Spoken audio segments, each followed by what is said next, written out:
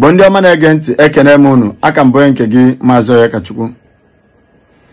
Ihe m bịara ikwu tata bụ maka ụmụnne anyị a ka esiri pompo and 5-star music ken Igwe Credo na Ojazzy Igbo niile.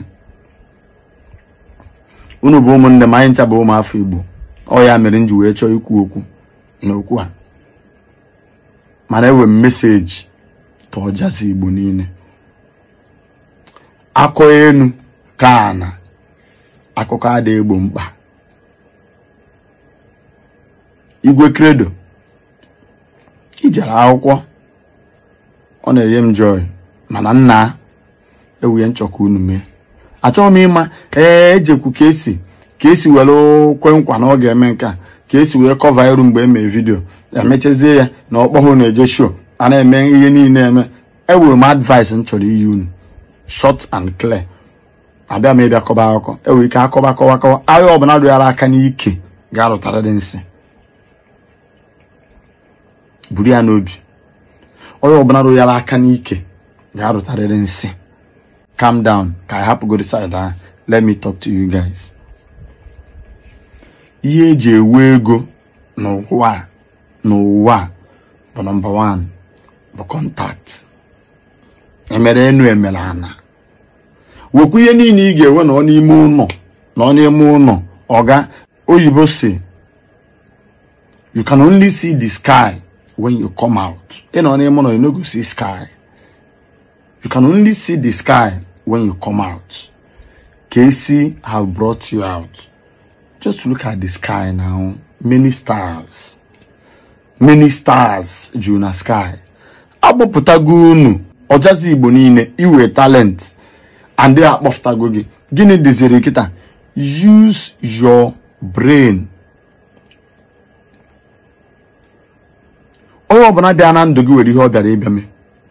Ụfọdụ bịa destroy gị, ụfọdụ bịa kụziri gị ihe, ụfọdụ bịa ka ha baara gị uru, ụfọdụ bịa ka ha mepere gị ụzọ. Rapụ ihe niile na-akọ maka ka esi kịta ya ọnụ ka esi ka esi. Biko ọ bụ na enweghị ebe anyị kọjọ, biko gbaghara. Thank you.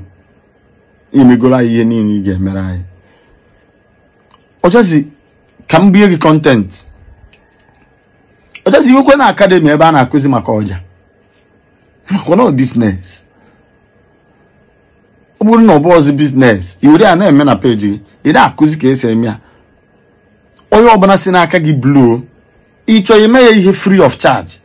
Kpọta ụmụaka ya nọ ma ọ bụ ofu onye, ị ga-akụziri ọja, kụziketara ọja, ọ dị perfect. Gịnị agụ egwu. Onye ahụ too ihe niile ọ ga-etokwa, ọ na-akpọkwa gị ọga, ọ na-erute Ojazzy Igbo bụ eme ihe dị ụta. Ịma opportunity onye nke aha ga-ewe. O ike onye ahụ agbadizi ịntanetị, gbarie ụwa, buru ike ịnọ na dị mere gị transfer, vutere gị moto. Ị na-echegodi na ọga nke ịrụ ọrụ ebe chọọ mmadụ, gwuye mmadụ. Ịnọ tupu unu ana na ahụ ogidere ọja ga create good another different. Ọ bụ iwu na mmadụ ga-efichachagokwe gị niile a ga-emere gị.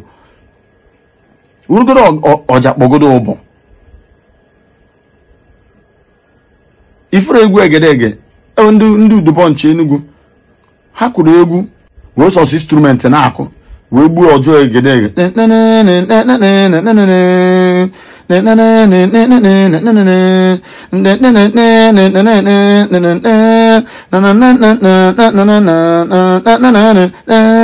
Anebia Igwe egwu aso na the best instrumental nọ now. Iweta ya gbagbuo onwe gị n'egwu. You don't wait for people anymore.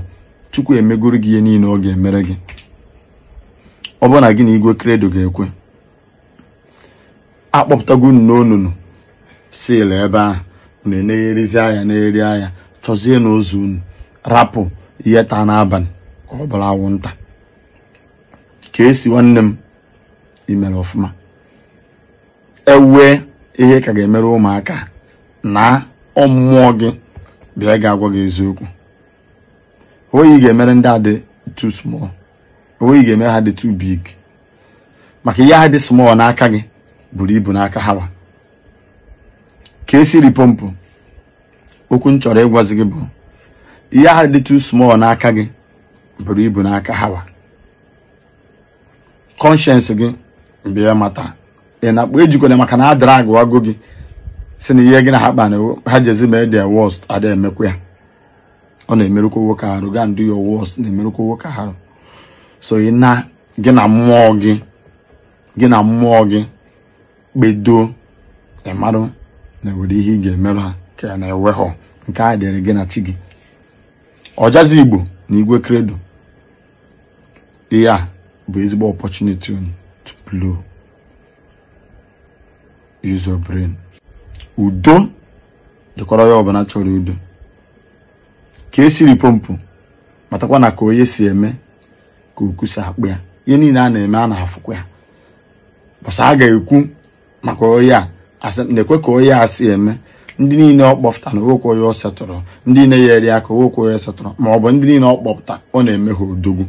Onye ọbụla si n'aka ya na-aga. So were ire gị gụọ eze gị ọnụ marụ ebe nke gị fọrọ.